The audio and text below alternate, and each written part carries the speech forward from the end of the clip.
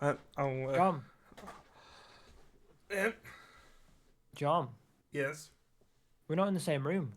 No, this one's a bit different this time, innit? Yeah, I'm hoping. I'm hoping that it works okay from my end because I'm currently doing it through Wi-Fi, not the cable, and I'm hoping it's not laggy. Like a bit delayed in ways doing it and stuff. I'm No, hoping. Fingers crossed. you're alright so far, Jesus Christ.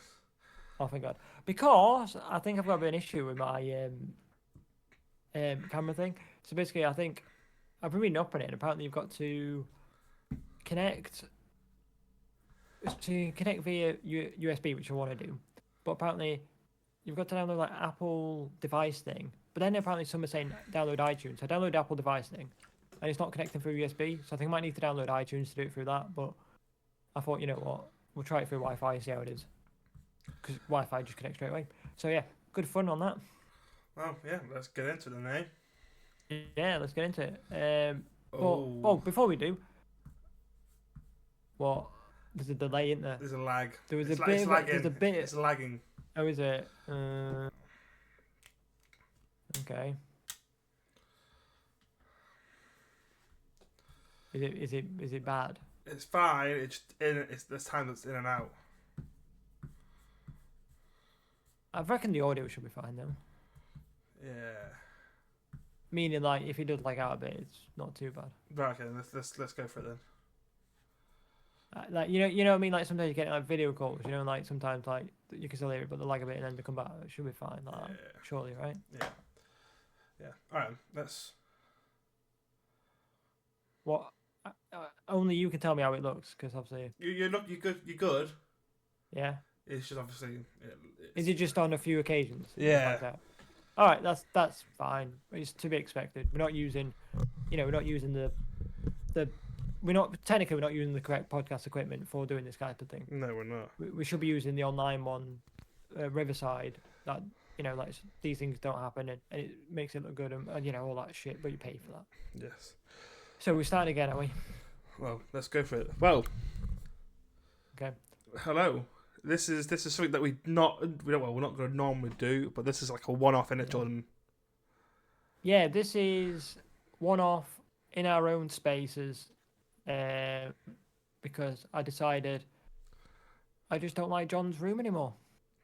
I decided it's too small for us. I feel like we've outgrown it. I do feel like we've outgrown it. Well, the next one or two is going to be at yours, isn't it? Really? Yeah, with all this space on, look at that, all the space. Ooh, sorry. I know, yeah. No, I'm joking. We've only done it purely because you're busy, I'm busy, and we just haven't got the time to. Exactly. Like, obviously, we sat doing it now in our own space, and you think, well, we could be in the same room, but that's not the thing. Point. It's like 40 minutes. It's like 40 minutes for me to get to you, 40 minutes to get back, and all that stuff. When actually, in reality, we just jump on quickly, half an hour, done the podcast, off you go. You know what I mean? Yes. Also, I'm just going to we're going to say now is that he might lag a little bit in and out, but his audio will be fine. So just giving a heads up on that. Yeah. There is that, but that's what you get for when we're busy. Well, busy, and I was trying to think of the right phrase. What's the phrase, John? The phrase is, that's what you get for when we do it for free. By the way, you don't have a monster. John, what was it last time? Ooh, monster. Yeah. No, I've got a cup of tea that's nearly gone.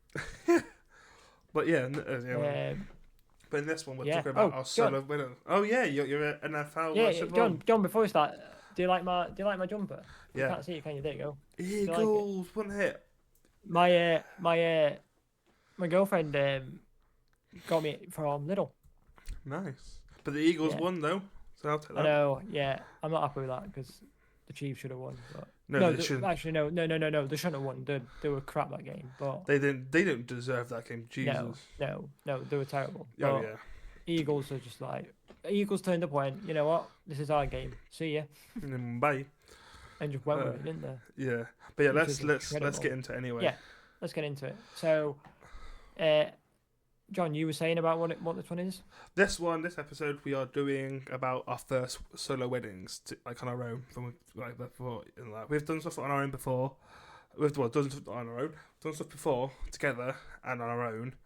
But this one's like we're talking about our first day and obviously how you prep and plan it, the actual wedding day, and then the aftermath of all of that stuff. So, well, mine was my first one was a bit of a rushed. Let's put it that way.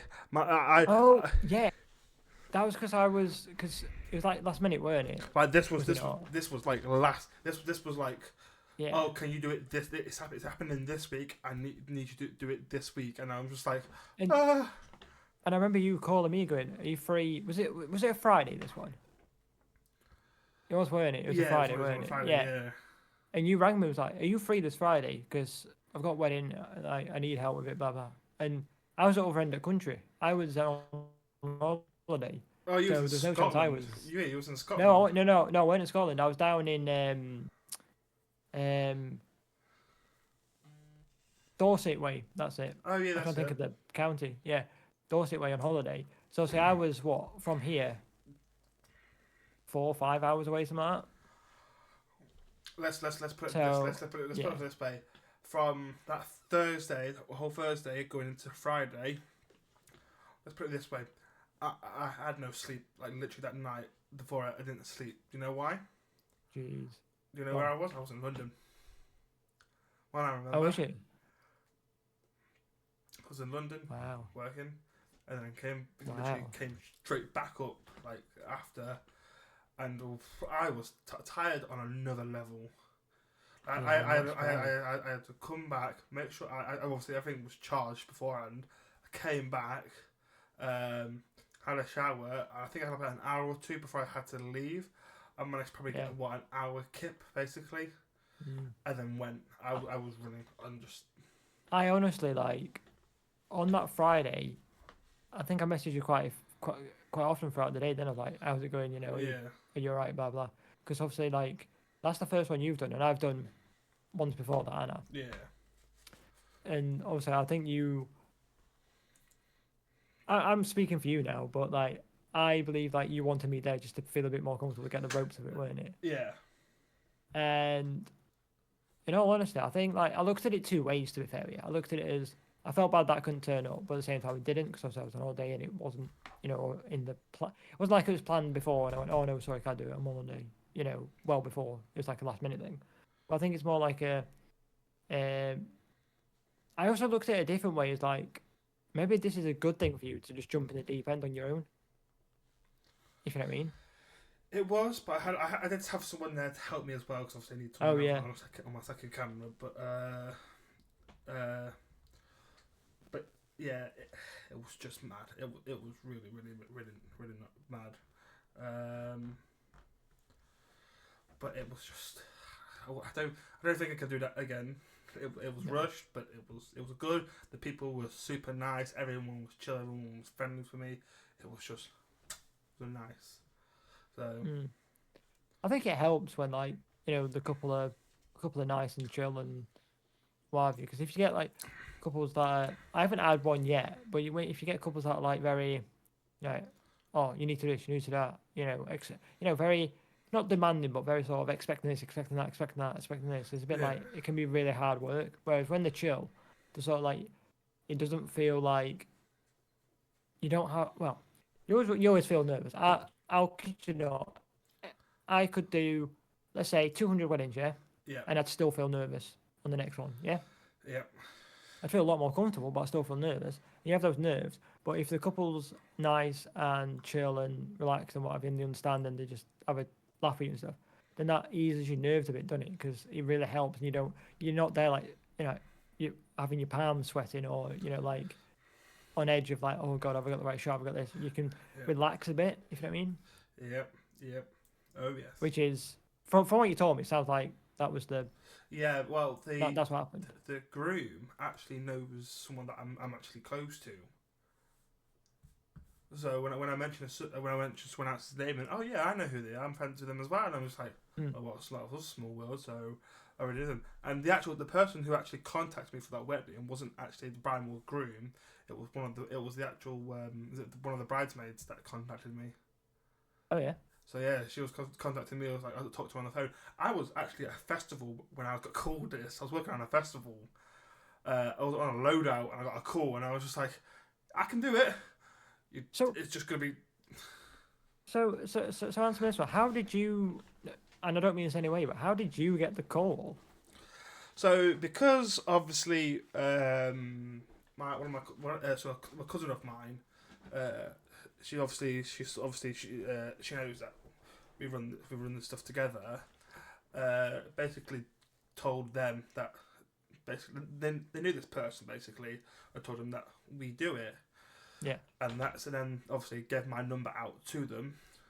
Yeah. Oh no, sorry, not giving them her out. It was Facebook. I got a message on Facebook. Obviously, not the preferred way I've been contacted through all that. We'd rather be contacted through email and stuff like that. Makes it easier. Or go through our page on Facebook. Yeah, I was gonna say we have got a Facebook page as well. Yeah, you can contact us through there. No, they directly messaged me on my personal account. Yeah. So basically, got the call. Obviously, I had the call of them talking on the phone. That's on a loadout, by the way, at a festival. And said, "Oh yeah, can you do it?" And I was like, "Yeah, sure." It'll be tight because I'm in London the day before, and all that. Like, just drop us. Obviously, told them like from there on, like drop us an email. We'd spoke through the email and let's get it sorted. Because their last one, basically, the last person, I don't know who it was. Last person they had a photographer that was going to photograph their wedding. Basically told them a price, and then they agreed to the price. Had to write it down and said, "Oh yeah, agreed to the price and that in a contract as well." Someone managed to convince this photographer to up their price, and he said no, and then he basically ran away with the money. Wow. But apparently that person is now not allowed to practice this anymore. He got done for it. So wow. So basically, somebody told him that it should be up in his money, and then he went to the couple and said, "I need more money." Yep, and they went no because they already agreed to a price. And then he already got paid. Yeah. So then he buggered off. Yep. Which this guy sounds a bit dodgy, but all I'm gonna say is from all the photographers I know, it's usually, you get paid after the wedding, after you've done things, you get a deposit, and then whatever. You don't pay beforehand, because if you pay, like, something like that could happen. You could have a contract with you, but you could run the risk of that happening, wouldn't you? Yeah. That's crazy. The way we do it, so people know again, is you pay a deposit a month after you made an inquiry and we've had a chat and stuff, and then a month after the wedding is when, the last date of the month after the wedding is when we expect the rest of the money to be paid. Yeah. Obviously, we understand the circumstances. We can, accommodate for this, but this is the general ruling. Yeah. We're not, really, which is fair, because we understand the way we do, and the reason why we do this. One, it helps. It's good for us. Yeah. It doesn't mean that they have to, pay and then they're worried about us running off with the money, and it helps out the bride and groom as well, because we know how expensive weddings are. Yeah, obviously. So gives them a bit of a chance as well. Yeah, that's mad. But yeah, like I said, then obviously I finished doing what I was doing in London the day before. We drove we drove back early hours in the morning, got back. Obviously got back, had a shower, made sure my gear was ready to go. Before I go there, I had about an hour nap or something, and then literally went to the wedding and did the wedding. So, yeah. Wow. Yeah. Wow. Well, yeah. That's a big introduction into your first wedding, isn't it? Yeah. Your first solo wedding. Like, I've done multiple weddings before, but not solo. Like, I've always done it with somebody. So the first one I did was after yours, actually, I think. Yeah, it was. Yeah, like the first solo one I've done. I've done, like I said, multiple before, but. So it was a summer wedding, August. Yeah. And it was more of like an outdoor wedding. It had a bit of an indoor bit, it was like a barn bit, but not a barn like you'd expect. It was like just for like having food, and then that was it. And then most of it was like outdoors. Could have like an outdoor sort of type, tables and stuff like that. And the ceremony was outside as well. And it's somebody. So I did it for my girlfriend's good friend for her wedding. Because she inquired and everything, and we had a chat. I thought he was going to say I did it for my girlfriend. Oh yeah, she got married and I wasn't. Yeah, of course, yeah. But anyway, yeah. So that was it. And in all honesty, I didn't have nerves, and the reason I didn't have nerves was because obviously I knew the bride quite well. Yeah. And the groom, and so I didn't have nerves as such, but it's more like I think what it was, I was a bit too confident. I think for that one. The confidence oozing. Yeah. Ooh, Yeah, I was a bit like, okay, I can do this. Yeah, I'm good at this. And I think the only thing that let me down a bit, and I think I've told you this before, John, is so the ceremony was outside in like it was really weird. It's like overgrown field, but like a cut out square bit for like the ceremony bit. Yeah. It was nice. Don't get me wrong, look really nice, but it's with an awkward thing. So like obviously this sounds really daft, right? But I don't know if this is a genuine thing that you do at weddings or if this is just what they did. But they went to like a room beforehand to like sign like a thing to say that, what was it now? To like go through with the wedding and they won't do this and they won't do that type thing or something like that. Really weird. I was like, I didn't know if this was like a common thing. Anyway, they did that, right? So imagine this layout. So you've got like a main bit where all like the wedding stuff happens in the barn and whatever. And then you've got like at the other side of the lot, shall we say, right. You've got where the ceremony bit is. Yeah. And there's two options for ceremonies. There's an outdoor but covered all of it, or an outdoor not covered. And obviously because it was dry and stuff and sunny, outdoor not covered. But the thing is, to get from where it was to the ceremony bit, you've got to go from there.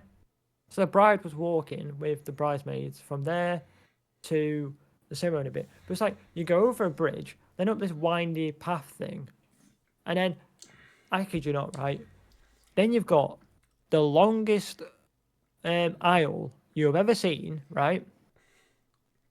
And this is why I kind of wish, like, at the time, it was like, oh yeah, it's fine. And the only reason why I'm going to say what I'm going to say, John, is I wish you was there, was because of that ceremony bit. Because it felt like I was going like 6 miles to get from one side to the other. It's like I had to run, to get the shots. And I've never had to do that before at weddings. Because it was like, it just was such a big area that like you couldn't get, you know what I mean? And that was the problem I had with that. And it was just really like, really like awkward. And the walkway up was awkward because don't get me wrong, she did a good job. Like, she's a nice woman. Is it the person that runs it? Like I thought you'd call it, not the wedding planner, but the basically person that's running the day, helping run the day. She was all right, but like, she was like, oh, and this walk must have been a 10-minute walk from one end to the other, yeah? Right, it's really weird. And like, oh, she was like, have you been here before? I was like, no, not been here before. I've looked on the map thing. I have a good understanding of where things are. She's like, all right, cool. She says, and then she's like, right, okay, so we're going to start walking up here to the ceremony bit. I was like, okay, cool. And I was trying to work out what to do. And she's like, oh, usually photographers get in front and like take photos. But I'm like, yeah, but as I was doing that, they're coming to, like, I understand that they're coming towards me and stuff, and which makes it a bit difficult. But it's like, they're just walking. What do you want me to photograph here? You know what I mean? It's a bit like, they weren't like, because it was such a long walk, they're not going to walk in a nice unison form until they get to about the aisle. So it just did. Anyway, that was, for me, the first solo wedding of mine, of that was the ceremony bit. That was the most difficult bit. That was the most difficult bit for me. I got the shots I needed, don't get me wrong, like I got the shots, but I didn't feel comfortable in that situation because of how, I like to say how unorganised it was on the venue side rather than anybody else's, I'd say. Yeah. I think. Not unorganised, just a bit like, No, unorganised one word. Miscommunication. That's it. That's what. That's more like it. It weren't unorganised because they do it all the time. They do that all the time. It's organised. It's just a bit of miscommunication of okay, that's what's happening. Yeah, I mean, did you? Yeah. What was your prep and planning like for this? Oh, my prep and planning. So obviously I checked out the venue. So I didn't go to it, but I looked at photos on the internet, looked at the website, looked at. They had like a. What was quite cool for this one? They had like a. The bride actually showed me. She had like a map thing. You know, you get maps at like Alton Towers and stuff. You know, like a map of the park. Yeah. It was a bit like that, and I was like, oh, this is cool. I know where things are. I was like. I was like with pen. I was like, oh, well, if we walk this way, we can go. But yeah, no. So that was handy. And then, obviously spoke to the bride and groom beforehand, see what shots they wanted, and got the group list and group shot list and stuff like that, as we normally do. Yeah. And apart from that, there wasn't really anything else really. It was just little things. Because they were going for like. They weren't going for a grand wedding. It was a bit of a small, you know. There weren't masses of people there. It was a small one. It is a bit of a small venue. It's more outdoors, which makes it feel big, but it's a small venue. So it wasn't, there wasn't anything crazy, shall we say. There weren't any like, they didn't do a first dance. There were no like partying afterwards, like dancing. Yeah. It's more like a gathering, like a outdoors, play the garden games, with like heaters and stuff like that, like a nice, chill sort of evening. That's kind of what it was. So there weren't much to plan for in advance, as such. Yeah, and I mean... What about you? Mine was pretty much where the venue was, to obviously see what's inside the venue. It wasn't big, it was just obviously... It was like, I think it was, to me, the way it looked like it was an old church. But like... It wasn't the inside wasn't proper church or something like that. It was just an old building that was quite big, but it was nicely decorated inside. Basically, and then obviously find out where the after party was. Obviously, I knew where that was anyway. And all that, it was just obviously the venue. So, but yeah, no, it wasn't much to it. Obviously, spoke to them. They didn't say what they wanted, because obviously it was literally 4 or 5 days notice, because I got the call basically Sunday. So it was like, I think it was Sunday, like afternoon type ish. I got the call, so I didn't have much time to like talk to them, because they were stressful for that week. I didn't actually meet the bride or groom until the actual day, just because I didn't have the chance to. But when I met them, were the loveliest people. The bride, she's full of life basically. Like, she's upbeat and a happy person, which is what I'm trying to say. Is like, she was really nice, was really good. So it was nice to know them. It was nice to them. They have a daughter together as well, which was nice. So, but yeah, no, and obviously I didn't do it on my own. I didn't truly do it on my own. I did have someone to help me out with it, because I did need someone on a backup on a second camera.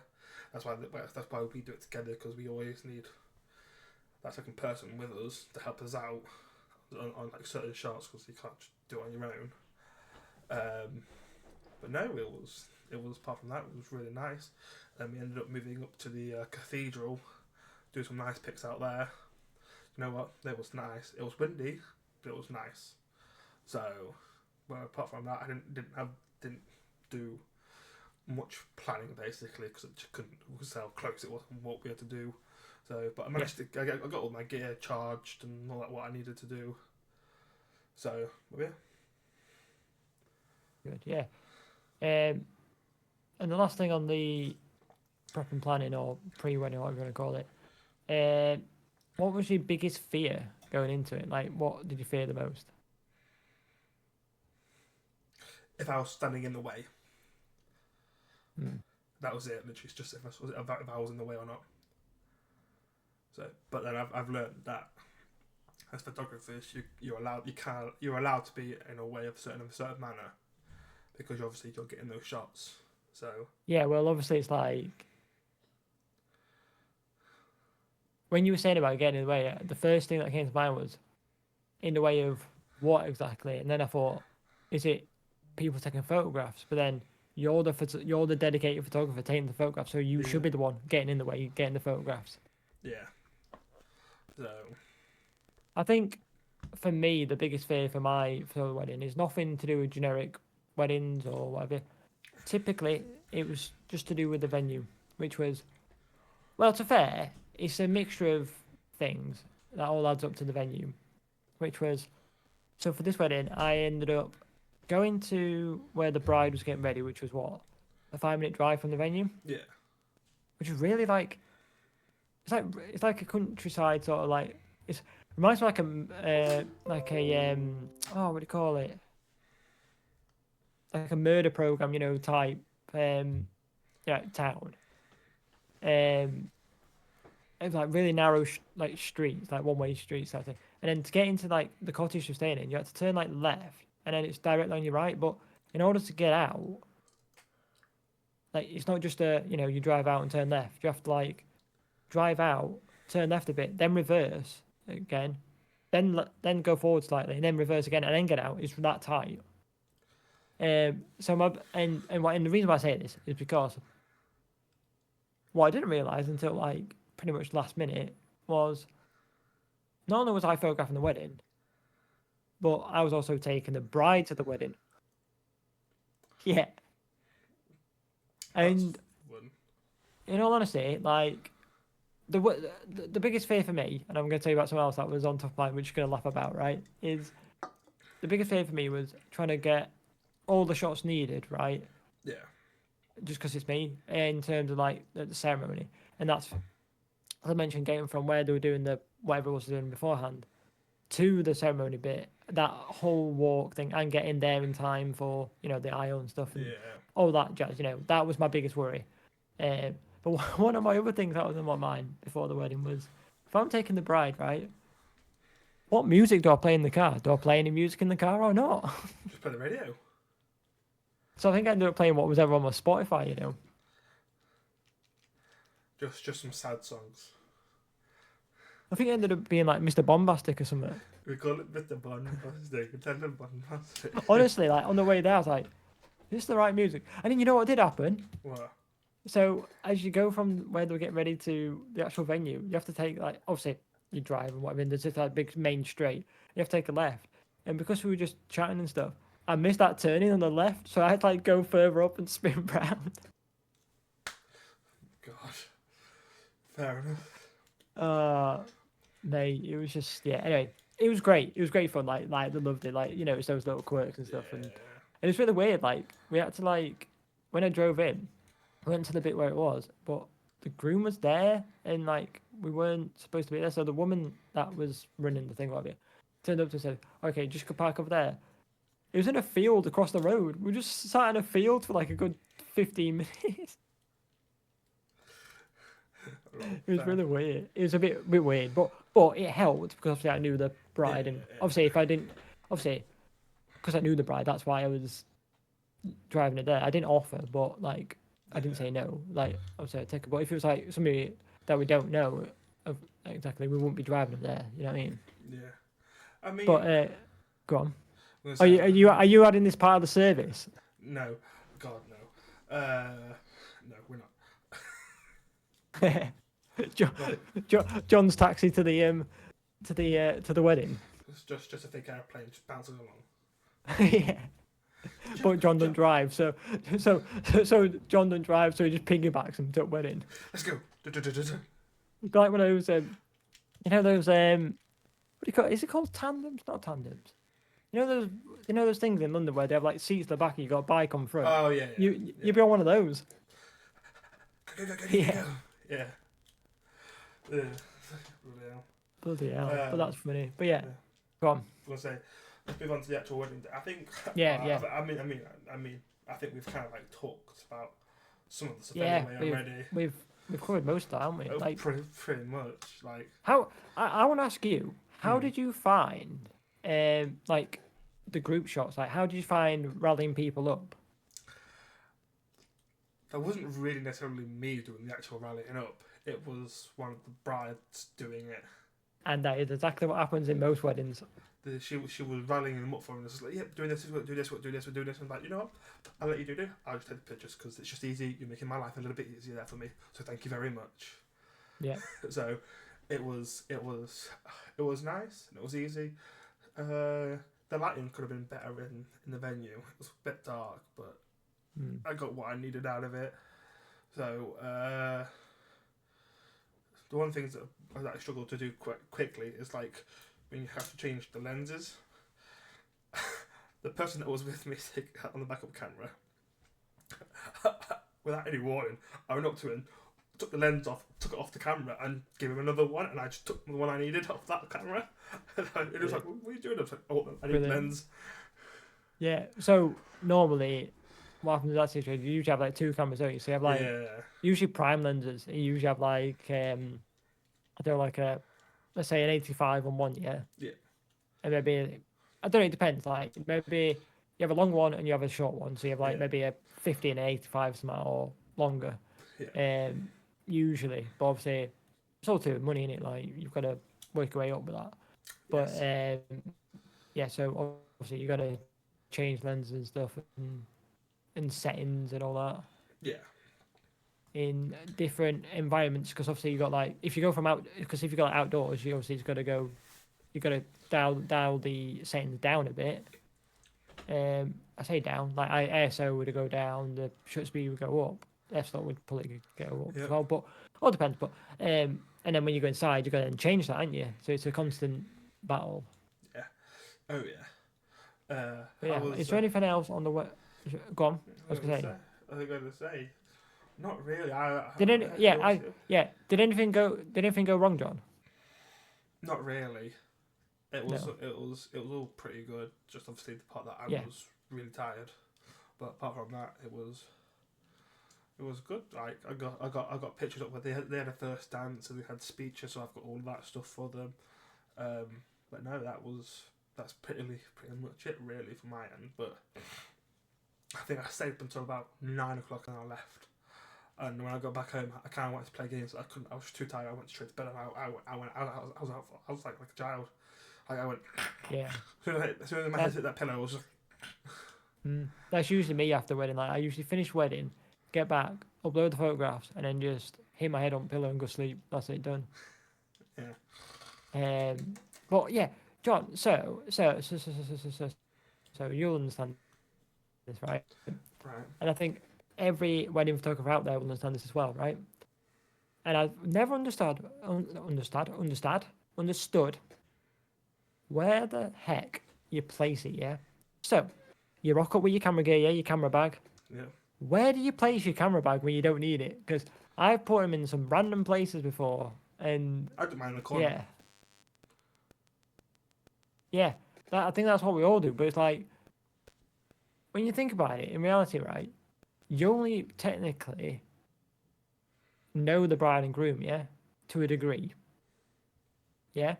Yep. You'll leave that room, that bag with load of gear in a room full of people. Like, you don't actually know. You kind of trust them, aren't you, really? It's mad, isn't it? Yeah. Yeah, it's mad when you think about it. Like, I remember I did one recently and did it with a guy called Rob. And basically we left our bags, like, literally near the door as they're walking in and out and stuff. And I'm like, okay, I guess this is allowed. Yeah. Well, yeah, because that's it's a bizarre thing. I was thinking about this when before we started this podcast. Thinking, I'm going to mention this, like, because is there? If any photographers out there that's watching this and does weddings and knows of how they actually store the gear or whatever when they're actually using it, like, hit us up. But honestly, like, that's one thing that's been crossing my mind. Thinking, it's a weird thing because you wouldn't leave it like, let's say there's 100 people at a wedding, yeah. Yeah. In public, let's say there's 100 people in a public street, you wouldn't leave that on the street, would you? No. And just walk off. No. Or on a train, would you? No. But on a wedding, it's fine. No. It's bizarre. I just thought I'd mention that. But so the aftermath job. Yes. Go on. Lead us on to the aftermath. This is what I was going to say. like, did you when you what was the first thing you do when you got home? Well, obviously the first thing I got when I got home was camera straight into the PC, take all the photos off, made 2 copies of every photo. Yeah. Well, no, actually, tell a lie, I didn't actually do that. I made one set of copies. I put it all onto one file because I was that tired. I went to bed and I hoped it stayed fine. It was fine. I got put them on PC and I just put them onto another hard drive. So I got 2. I got backup, and obviously from there started editing and I was fine. Yeah. So I like how on the list we've got it says here, what's the thing you did when you go crash, backed up everything, or cried? I cried a little bit. What, we're happy tears or sad tears? No, exactly it is. Both. No, I was no. I think I was going for something. I was going for something a little bit of time, so I was a bit like all over the place. Yeah. So I had to like Yeah. sort it out. Yeah. So how did you feel? Like reviewing the photograph, like editing the photographs. Did you feel alright with that? Because obviously that would have been your first proper time editing wedding, wouldn't it? I felt alright with it. I think the process of just sitting there and editing and just I think that took a little bit much on my mind, but I'm fine with it now. I can get along with it. I can do it and all that stuff. So it was just I think it's just dawned on me a little bit the first time. So obviously I've got to go through like thousands of photos, choose the best ones for them, and then edit those ones to make it look more better for them. Just I think that dawned on me. But apart from that, I cracked on with it and I got on with it. So. But yeah. Are you? That's good. Yeah, I think for me, anything just comes natural anyway. Yeah. I think it's just I think the thing for me with going for photographs on weddings especially is, as we mentioned in the previous podcast, it's very like you don't just take one photograph. You maybe take 2, 3, 4 of the same like shot. So you have to go through them. So it's not just you've got I don't know. Let's say you wouldn't have this many. You'd have a lot more. But let's say you got 50 photographs. Yeah. Yeah. You probably only got 25 that are usable because you got duplicates because you've made sure you've got the shot. Yeah. So I think for me that's not the downside of it as such, but if there was a downside, that it would be it, that you've got duplicates to make sure you got the shot. So you got to go through them. Instead of it being quicker than it could be, it takes a bit of time. So you've got to go through all that. Yeah. That's for me really. I remember with yours actually. I remember that I think you asked for a bit of advice or something, didn't you? And I sent you over the preset stuff that we use for our wedding photos. Yeah. And that we put together, created and stuff. Yeah. And once you got that, and then you were away with it then, weren't you? It wasn't like you just kept clicking the preset each time, were it? It wasn't like what I'm looking an easy way out. It was just like helped, didn't it? But have you? I'm gonna say, have you got? How do you feel? How did? Go on. I was gonna say, have you got any advice for someone who's going to go through it themselves for the first time? Any advice? Yeah, my advice. I've just knocked my camera, so it's going whoa. My advice for first time, it says first time solo wedding photographers, but just wedding photographers in general, is my advice would be to just do it. Just do it. It's basically. Sorry, go ahead. I can't. It was just you that. Yeah. So my advice would be to just get out there and do it. Yes. Is to try and. I keep trying to tell myself that multiple times. Just go do it. But my advice would be just go out there and do it. Basically, bite the bullet, and when you feel uncomfortable doing it, obviously there's a degree to when you go, yeah, this is too uncomfortable. When you feel uncomfortable, that's when you're progressing and that's when you're pushing yourself because you're out of your comfort zone. Yes. And that's my advice is when you get the wedding or like a friend and family wants it doing it, whatever, just go do it, experience it, get in the deep end. Like with John, I told him, like you, obviously I was away so I couldn't do it, but I would have done it if I was there. Yes. But like I told you, jump in the deep end, and you'll learn the ropes, which for us has helped us grow a bit because if you did it with me that time, I'm not saying that you just hide behind me, shall we say, but I'd probably end up taking the lead. Yes. And I ever feel like you're good at what you do, and you know what you're doing, but I feel like it's helped you progress a bit more just doing that instead of like me taking the lead, because otherwise you'd just be like that all the time. You know what I mean? Yeah. You'd be a bit same way because you've done it now. I know that you're comfortable enough to take the lead and Yeah. what have you. Yeah. No, And I think that you feel comfortable enough for yourself now. No, yeah, no, I'm just a gobshite. That's my advice. Just do it. Yeah. I'm just a loudmouth and a clumsy idiot. But yeah. Yeah. What's the biggest mistake to avoid, John? Like, what's one biggest mistake to avoid? Would you say? Make sure you have a good enough night of sleep beforehand.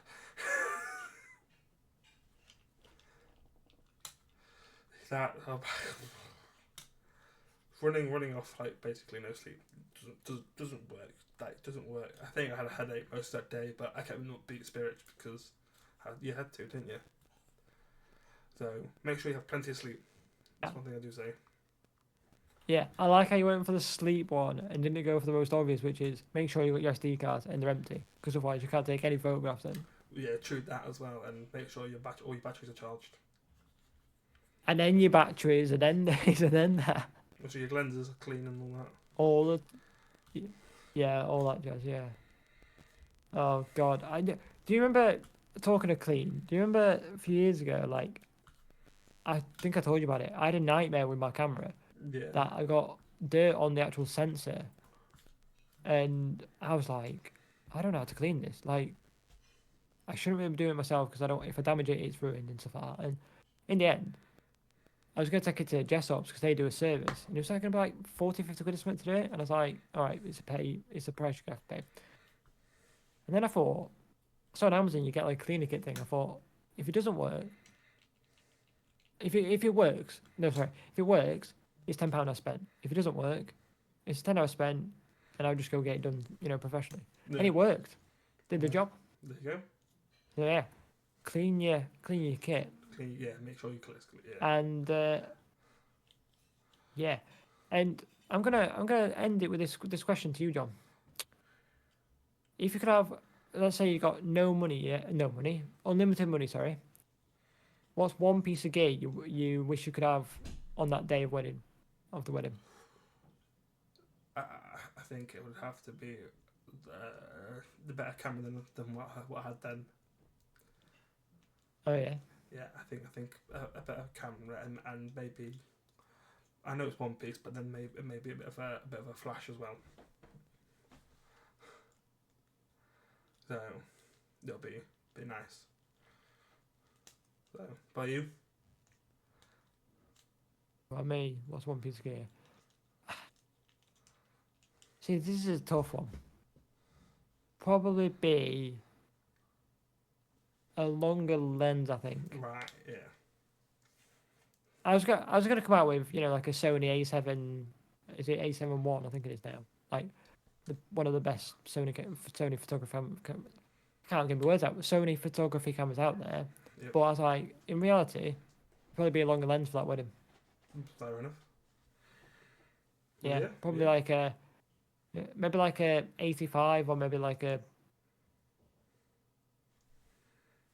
55 to 200 smart. Would have probably done the job, especially for the ceremony. But yeah. Yeah. So that is, John. That's the list done. That's the podcast done. We can finally breathe and go. For God's sake. Yep. I'm glad that's now done, and we don't have to do this online for a while now, because why is it more difficult to do online than it is in person?